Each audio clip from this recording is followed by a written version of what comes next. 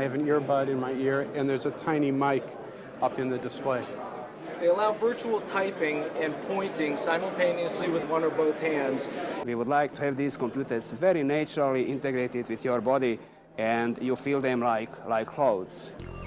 It may look like a Star Trek convention, but the devices on display at the International Symposium on Wearable Computing are not the stuff of science fiction.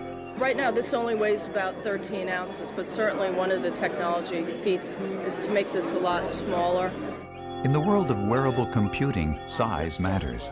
Ultimately, you go from mainframe to mini computer to desktop to PDA to mobile phone, and this would be the next big thing by being the next small thing. Currently, wearable devices are used primarily for military and industry. Although it's a long way from there to the mainstream, one company is betting that the next big thing is computer as fashion.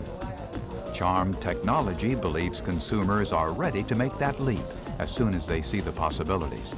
If your first impression is that an attractive person is wearing this, somebody who looks good in it, then we think there's not going to be the same social stigma that there is today.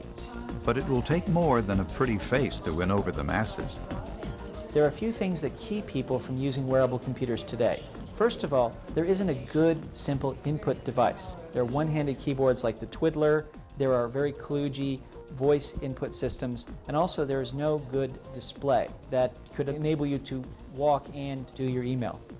Wearable computers that many research communities have done, they are heavily based on the ordinary display system. That's because they are trying to make a wearable PC.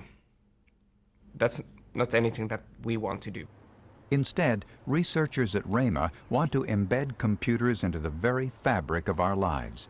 We are already using some conductive fibers, which are basically like ordinary textile, but they are conductive, and we are using them instead of ordinary wiring system because they are very clothing-like.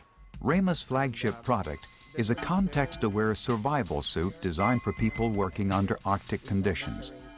If a person wearing the Arctic survival suit were to become incapacitated, an SOS signal would be generated automatically and communicated to a central network. A global positioning component in the suit would pinpoint the injured person for rescuers.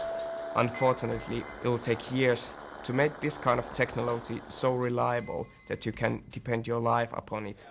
The mass market for wearable computers and smart clothing may be years off. And even the most enthusiastic proponents of wearable computing don't expect it to replace PCs. But in the decades to come, in addition to Apple, Gateway, and Dell, we may be buying our computers from the Gap. What is the network all about? Access? Ideas? Conversations? Yes.